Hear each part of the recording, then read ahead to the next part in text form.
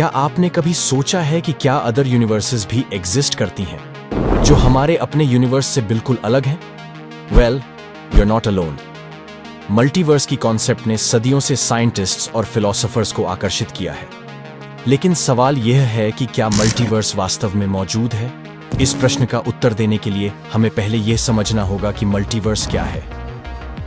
सीधे शब्दों में कहें तो मल्टीवर्स मल्टीपल यूनिवर्सेस का एक हाइपोथेटिकल सेट है जो एक दूसरे के पैरेलल है। हर एक के फिजिकल लॉज और प्रॉपर्टीज का अपना यूनिक सेट है।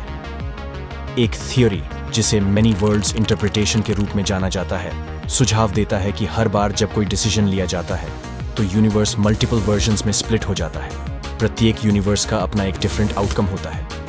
इसका मतलब यह है कि इन्फिनिट नंबर्स में यूनिवर्सेस हो सकते हैं जिनमें से प्रत्येक की रियलिटी का अपना वर्जन है। एक अन्य थ्योरी जिसे बबल यूनिवर्स कहा जाता है यह बताता है कि हमारा यूनिवर्स एक बड़े कॉस्मिक सूप में कई बबल्स में से एक है।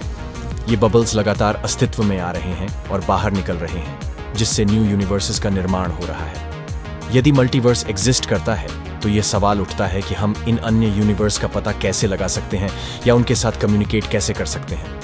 कुछ साइंटिस्ट का मानना है कि यूनिवर्सेस के बीच ब्रिजेस या पोर्टल हो सकते हैं जो उनके बीच कम्युनिकेशन या ट्रैवल की अनुमति देते हैं, लेकिन इस टाइम पर ये अभी भी केवल थ्योरीज हैं। हालांकि मल्टीवर्स के एविडेंसेस को अनकवर करने की कोशिश करने के लिए कुछ एक्सपेरिमेंट्स किए जा रहे हैं, जैसे कि the large hadron collider dark matter particles के साइंस की खोज कर रहा है जो पोटेंशियली अदर यूनिवर्सेस के एविडेंस हो सकते हैं।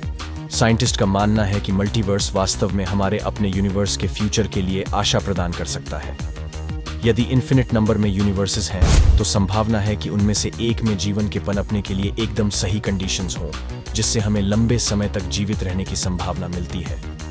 तो क्या मल्टीवर्स रियल है?